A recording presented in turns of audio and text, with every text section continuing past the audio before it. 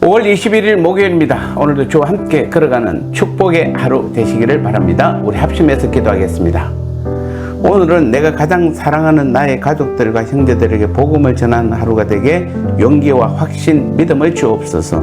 우리나라의 부흥과 성장은 오직 하나님의 은혜였음을 알고 우리 민족이 하나님을 바라보게 하시고 사모하게 하시어 다시 하나님의 크신 은혜가 온 민족과 나라 가운데 임하게 하옵소서. 두 가지 기도 제목으로 같이 기도하겠습니다.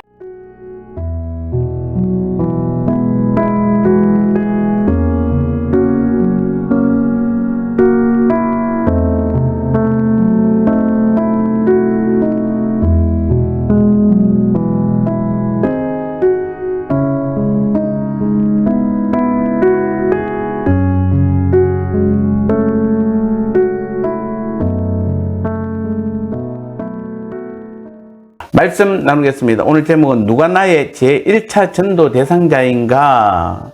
사도행전 어제에 이어서 15장 4절 5절 말씀을 다시 보겠습니다. 두 사람이 성령의 보내심을 받아 실루기아에 내려가 거기서 배 타고 구브로에 가서 살라미에 이르러 하나님의 말씀을 유대인의 여러 해당에서 전할세 요한을 수행원으로 두었더라. 아멘. 우리의 전도의 제1차 대상은 가족과 친척입니다. 형제입니다. 5절을 보면 누가는 바나바와 사울이 살라미에서 복음을 전할 때에 유대인의 여러 해당에서 전했다, 이렇게 지금 증거하고 있습니다. 이처럼 이 두 선교사가 유대인의 해당에서 복음을 전한 것은 하나님을 전혀 모르는 이방인보다는 그래도 구약 성경과 하나님에 대해 알고 있는 유대인을 상대로 복음을 전하기가 훨씬 수월했을 것입니다. 무엇보다도 두 사람이 유대인을 중심으로 복음을 전한 것은 자기 민족에 대한 바나바와 사울의 강한 애착이 있었습니다. 그들은 이방인의 사도와 선교사로 구별되어 부름받은 이들입니다. 따라서 이들이 자기 사명에 충실하고자 했다면 당연히 유대인은 놔두고 이방인에게로 향해야 했습니다. 그러나 자기 민족에 대한 애정을 이들은 쉽게 떨쳐버릴 수가 없었습니다. 그들에게는 전하지 않으면 안 되는 뜨거운 심장이 있었습니다.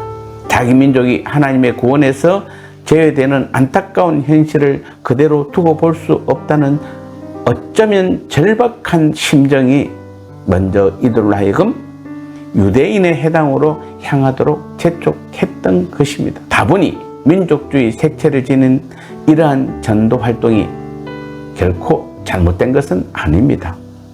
성경을 보면 이러한 뚜렷한 경향이 우리 예수님에게도 나타나 있습니다. 주님은 이 땅에 계실 때 마태복음 15장 24절 말씀에서 나는 이스라엘 집에 잃어버린 양 외에는 다른 데로 보내심을 받지 아니하였노라고 말씀한 바가 있습니다. 물론 이 말씀은 또 다른 부분에 해석할 부분이 많이 있기는 합니다만 또 예수님께서는 친히 제자들을 파송하시면서 마태복음 10장 5절에서 6절에서 이방인 길로도 가지 말고 사마리아인의 고을에도 들어가지 말고 차라리 이스라엘 집에 잃어버린 양에게로 가라, 이렇게 말씀하고 있습니다. 이 말씀도 우리는 여러 부분을 해석할 수 있습니다만 가장 우선은 이스라엘 구원에 맞춰져 있다는 것입니다.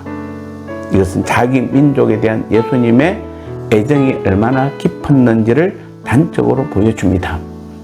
자기 민족에 대한 예수님의 애정이라는 것은 우리가 상상하는 것 이상이었습니다. 사실 가장 가까운 가족과 형제와 고륙을 외면한 이웃사랑이라는 것은 얼마나 허망한 것입니까? 생각해 보십시오. 가족과 형제와 고륙이 심판에 이르도록 방치한 채 다른 사람을 구원하려고 하는 것이 뭔가 부족하지 않습니까? 과연 그것을 사랑이라고 할 수 있을까요? 우리 교회에도 아직 복음으로 한 가족이 다 주님을 믿지 않는 가족들이 많습니다.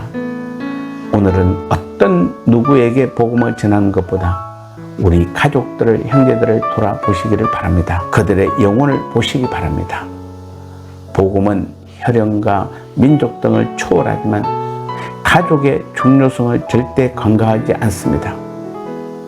보는 바 형제를 도외시한 사랑은 그 대상이 하나님이라 할지라도 가치 없고 부질없는 것뿐이라고 요한일서 4장 20절도 말씀하고 있습니다. 그러므로 가족과 형제의 영혼에 대한 애절한 사랑의 발로로 나타나는 복음 전파 역시 가족과 형제와 고륙이 제1순위가 되어야 하는 것입니다. 나눔의 시간입니다. 비록 이방인을 위한 사도로 부름을 받은 사울과 바나바가 심지어 전 인류를 위한 구원자로 오신 예수님조차도 복음의 제1순위로 누구를 선택하였나요? 그렇다면 오늘 우리에게 있어 복음의 제1순위는 누가 되어야 할까요?